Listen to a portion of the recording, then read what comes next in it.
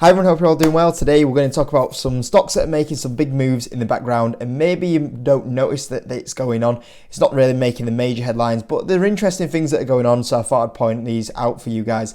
Now I've got to say, as Tuesday opened up, I went, oh dear, here we go. This is going to be another red week. I think this would be the fourth red week in a row of us having a bit of a downturn. And I thought, oh, this is going to be a bit choppy. We're going to start testing them lows that we had back in June time.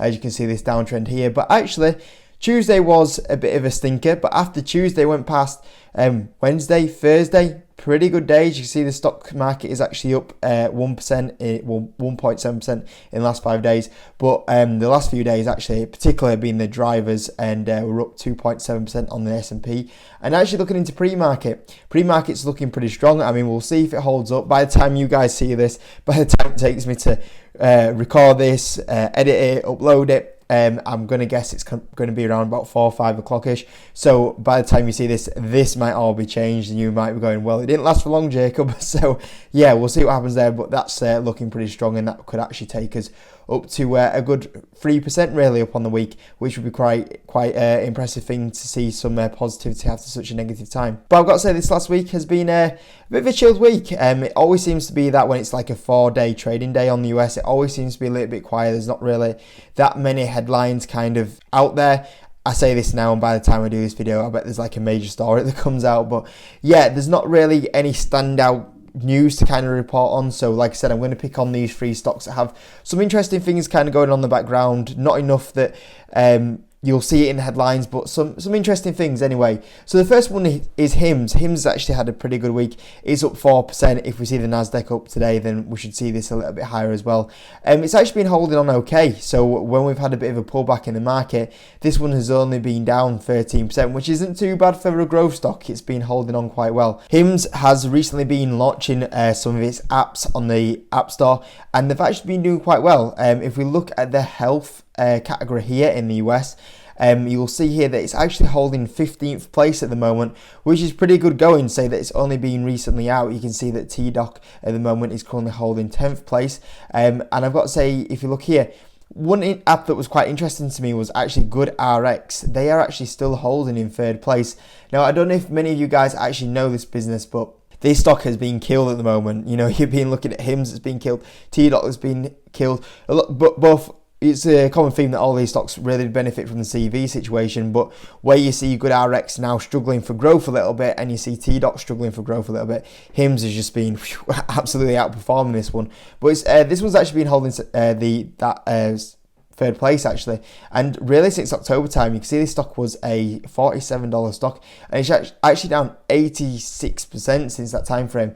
And the business is actually not doing too bad. It's still doing okay, but obviously just not at the rates it was doing in that kind of 2020, 2021 period. Could be a stock that's worth a video, because I still think it's got potential actually going forward.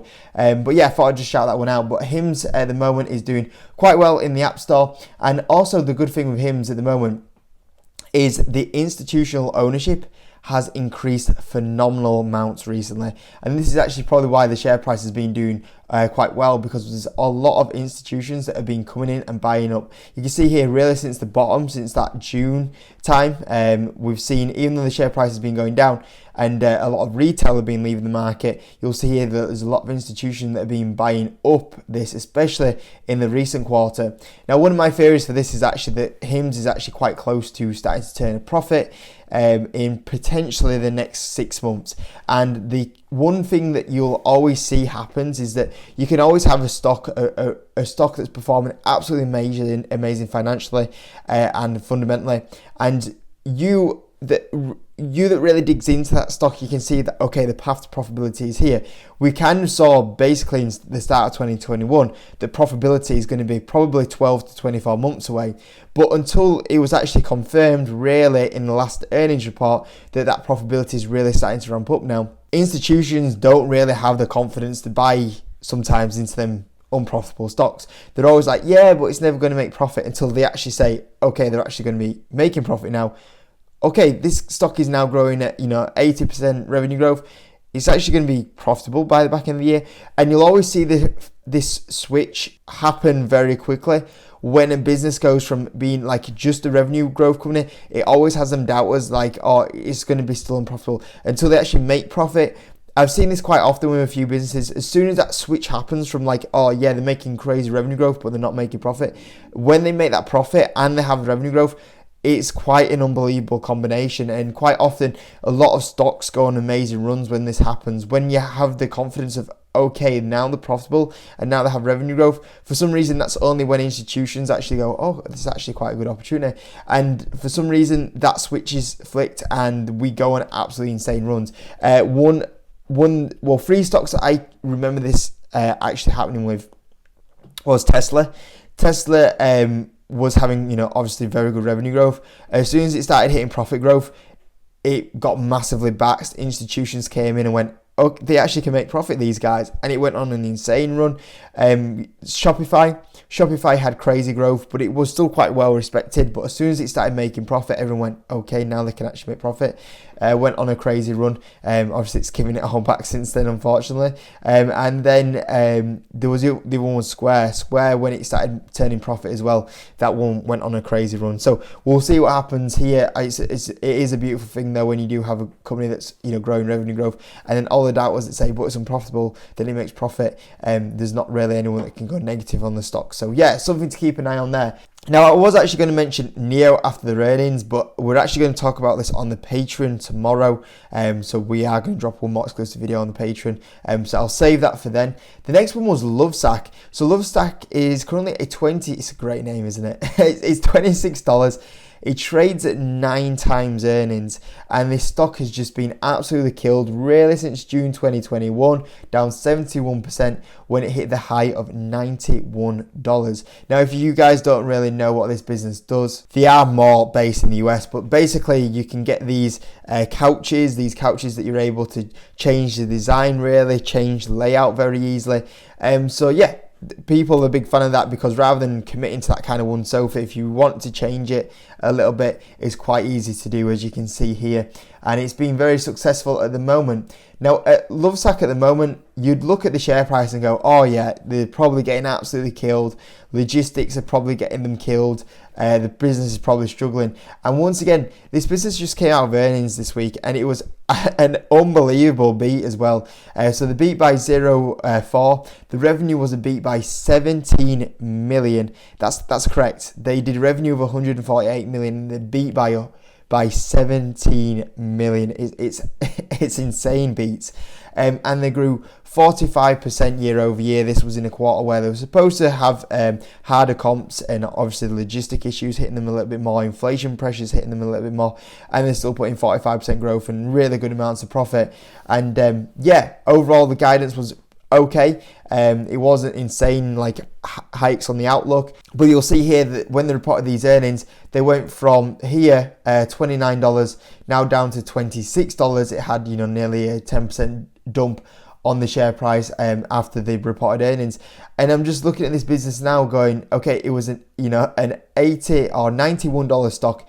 It's now $26. It's now valued back at where it was, kind of in them pre-CV times. It trades at 9 times earning, and I'm picking this business up with 45%. You would say that this is quite a ridiculous valuation at 9 times earnings if this business was growing like 20%.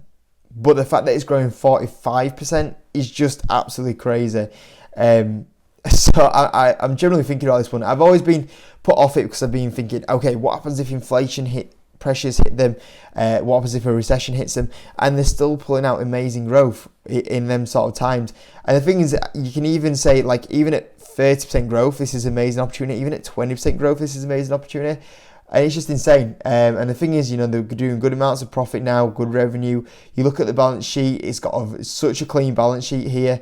It's sitting on good amounts of cash, 64 million cash, obviously, because it's generating good amounts of profit. It's having like 40 million go to the bottom line every year at the moment as well. So yeah, I mean, these guys once again reported earnings, dropped off earnings, thought earnings were insane. And I'm just looking and thinking, you got a business growing here at 5% at 9 times earnings. So I don't know. I've just been always a bit nervous going, is it a bit of a trend? Is the trend going to last? Is eventually a recession going to catch up with them?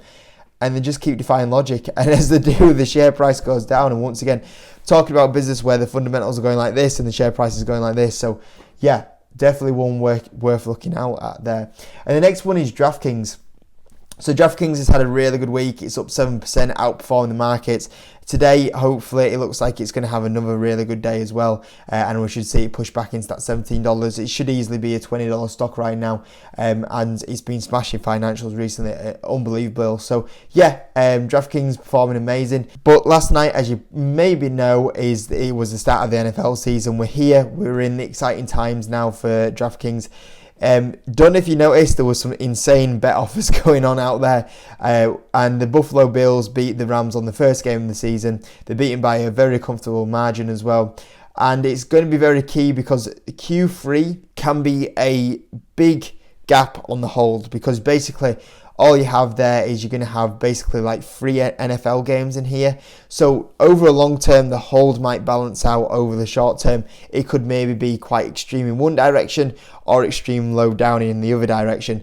And the Bills at the moment, I believe, are the favourite team to win the NFL this season, or the Super Bowl this year. And they lived up to expectations by getting a really good beat early on the Rams. So it's very key at the moment to kind of look at some of these games here and see if the favourites carry on beating by a good margin, then obviously that's probably going to suggest that we'll have a bit of not a great hold in Q3, but we're only one game in, so we'll see what happens there, but worth just keep tracking that one.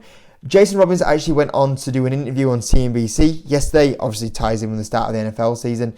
It wasn't crazy amounts of new information, gems hidden in there. It's worth saying that, I don't know if you noticed recently, this kind of shows how young the online betting space is in the US, but basically they added in a parlay option, which basically, if you're from the UK, you would know this kind of option. Basically, you have, let's say you have 2 single bets and you can join them 2 bets together, and basically that will give you better, odds for them if they come in through the same game. So yeah, we've kind of basically, in the UK, this isn't kind of news to us because we have very mature markets here, but in the US that's kind of deemed as like, game changing. So yeah, and also on the CNBC, Jason Robbins came on. There wasn't there wasn't really too much information here that he gave that we haven't covered on the channel.